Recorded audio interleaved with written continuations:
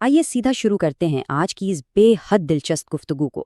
آج ہم ایک ایسی عظیم تاریخی شخصیت کی زندگی اور ان کی لیگیسی کو ایکسپلور کرنے والے ہیں جنہوں نے اپنے دور کے تمام رولز اور روایتوں کو بالکل بدل کر رکھ دیا تھا۔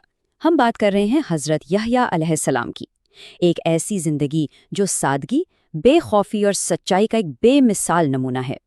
اب یہاں سب سے اہم سوال یہ پیدا ہوتا ہے کہ ہزاروں سال پہلے گزرنے والے ایک نبی کی زندگی کا آج کے اس کنزیومرزم، نوجوانوں کی بیداری اور ظلم کے خلاف کھڑے ہونے سے آخر کیا تعلق ہو سکتا ہے؟ یہی وہ ٹرننگ پوائنٹ ہے جو اس قدیم تاریخ کو سیدھا ہماری آج کی ماڈرن لائف اور ہمارے ڈیلی سٹرگلز کے ساتھ جوڑتا ہے۔ تو شروعات کرتے ہیں ان کی معجزاتی ولادت سے۔ یہ ایک ایسی کہانی ہے جہاں پر امید دعاؤں نے فطرت کے تمام قوانین کو بالکل مات دے دی تھی۔ ذرا اس ٹائم لائن پر غور کریں، یہ پورا سلسلہ کتنی خوبصورتی سے آگے بڑھتا ہے۔ پہلے حضرت مریم کو بے موسم رزق ملنا، جس نے ان کے والد حضرت زکریا کے دل میں ایک ایسی امید جگائی کہ جو رب بے موسم پھل دے سکتا ہے وہ بڑھاپے میں اولاد بھی ضرور دے سکتا ہے۔ پھر آتی ہے ان کی وہ آہوزاری والی دعا، اس کے بعد ایک نشانی کے طور پر لگاتار 3 دن کی خاموشی جہاں وہ صرف اشاروں سے بات کر سکتے تھے، اور آخر میں اس عظیم بچے کی پیدائش۔ اچھا، یہاں پر ایک اور بڑا اہم نکتہ ہے۔ ان کا نام یحییٰ، جسے انگریزی میں جان بھی کہا جاتا ہے، یہ نام براہ راست اللہ کی طرف سے چنا گیا تھا۔ سوچئے، بنی اسرائیل کی اتنی لمبی تاریخ میں اس سے پہلے یہ نام کسی کو نہیں دیا گیا تھا۔ یہ اپنے آپ میں ایک ڈیوائن میریکل تھا جو ان کی عظیم قسمت اور ڈیسٹنی کی واضح نشانی تھا۔ زندگی کے اگلے حصے کی طرف بڑھتے ہیں، بچپن میں حکمت۔ جیسے جیسے وہ بڑے ہوئے یہ بالکل واضح ہو گیا کہ یہ کوئی عام بچہ نہیں ہے۔ ان کی یہ کم عمری کی دانائی اس عام مسکنسیپشن کو پوری طرح توڑ دیتی ہے کہ نوجوانوں یا بچوں میں حکمت نہیں ہوتی۔ ان کا ایک انتہائی خوبصورت قول ہے جو اس بات کو بہترین انداز میں سمجھاتا ہے۔ جب کچھ بچوں نے انہیں کھیلنے کے لیے بلایا تو انہوں نے بالکل کلیئر ورڈز میں کہا، میں کھیلنے کے لیے پیدا نہیں کیا گیا، آؤ ہم نماز پڑھیں۔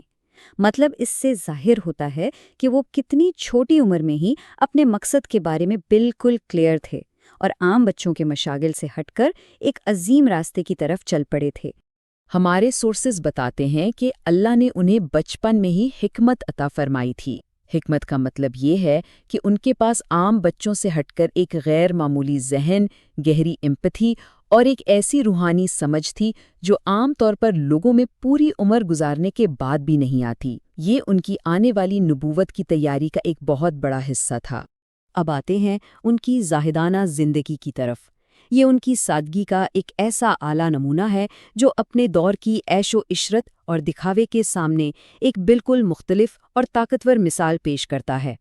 ایک طرف محلات، فائن کلوتھز اور لذیذ کھانے تھے، اور دوسری طرف دریائے اردن کے کنارے بیابان، جہاں انہوں نے واقعی زندگی گزارنا پسند کیا۔ ان کا لباس اونٹ کے بالوں سے بنا تھا، ان کی غذا درختوں کے پتے اور جنگلی شہد تھی، اور جہاں رات ہو جاتی وہی آرام فرما لیتے۔ انہوں نے لٹرلی ان تمام ورلڈلی کمفرٹس کو ریجیکٹ کر دیا تھا جو اس وقت سٹینڈرڈ تھے۔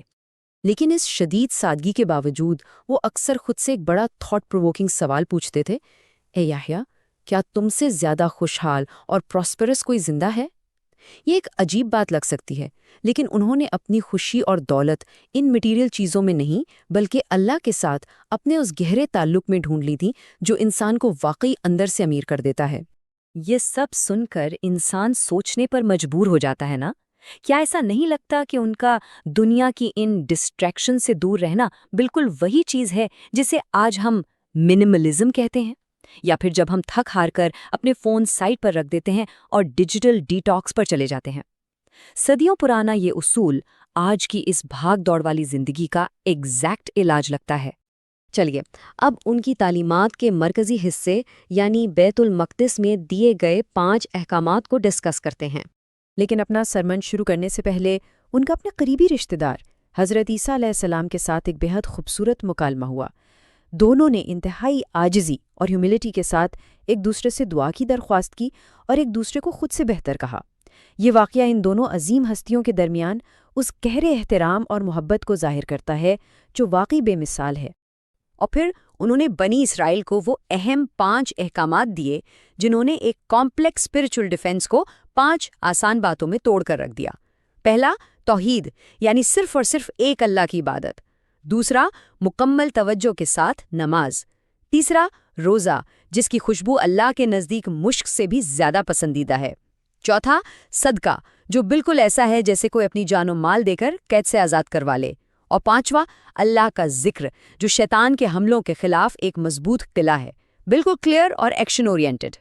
آگے چل کر ہم ان کا سب سے بڑا امتحان دیکھتے ہیں، ظلم اور کرپشن کے خلاف کھڑے ہونا۔ ان کی حق پرستی انہیں وقت کے بھرشٹ پولیٹیکل نظام کے بالکل آمنے سامنے لے آئی۔ یہ جو کانٹراسٹ ہے نا، یہ پورے کانفلکٹ کی بنیاد ہے۔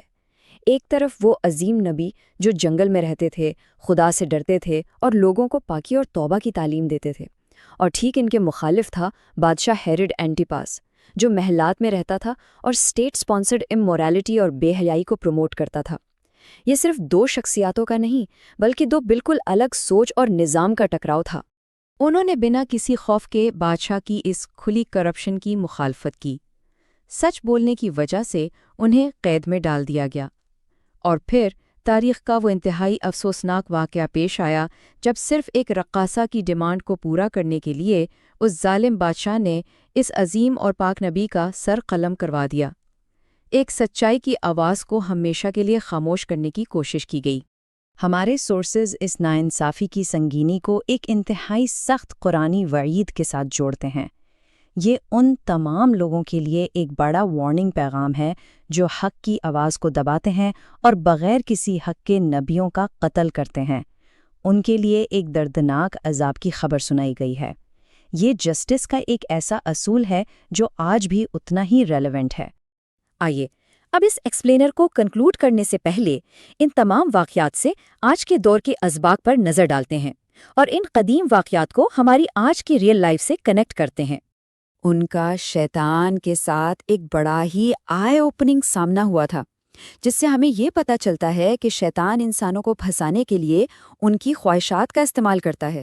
اب دیکھیں، چاہے وہ پرانے وقتوں میں پیٹ بھر کر ضرورت سے زیادہ کھانا ہو، یا آج کے دور میں سوشل میڈیا کی مائنڈلیس اسکرولنگ اور بے مقصد چیزیں خریدنا، گیم وہی ہے۔ ہماری انکنٹرول ڈیزائرز ہی ہمارا سب سے بڑا ٹریپ ہے۔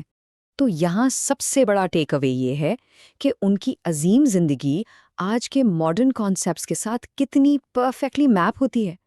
ان کی سادگی کو آپ آج کا منیملزم کہہ لیں۔ بچپن کی دانائی آج کے یوتھ ایکٹیوزم کی طرح ہے، جہاں نوجوان اہم مسائل پر آواز اٹھاتے ہیں، اور ان کی شہادت یہ ہمیں یاد دلاتی ہے ان لوگوں کی جو کرپٹ سسٹم کے خلاف ہیومن رائٹس اور سچائی کے لیے اپنی جان کی بازی لگا دیتے ہیں۔ سورسز میں عدد 3 کو بھی خاصا ہائی لائٹ کیا گیا ہے۔ یہ 3 ان انتہائی نازک لمحات کو ریپرزینٹ کرتا ہے جن میں اللہ نے انہیں مکمل سلامتی اور پیس کا وعدہ فرمایا تھا۔ ان کی پیدائش کا دن، ان کی وفات کا دن، اور قیامت کا وہ دن جب وہ دوبارہ زندہ اٹھائے جائیں گے۔ اس گفتگو کو ہم ایک بے حد گہرے سوال پر ختم کرتے ہیں۔ آج کی اس تیز رفتار دنیا میں جو اینڈلیس کنزمپشن اور ایتھیکل کمپرومائزز پر چل رہی ہے، کیا ہم لوگوں میں حقیقی مقصد کے ساتھ جینے اور انصاف کے لیے کھڑے ہونے کی ہمت بچی ہے؟ حضرت یحییٰ علیہ السلام کی بہادری اور سادگی کو ہم آج کی اس کمپلیکیٹڈ لائف میں کیسے اپلائی کر سکتے ہیں؟ یہ واقعی ایک ایسا سوال ہے جس پر ہم سب کو ٹھہر کے سوچنا چاہیے۔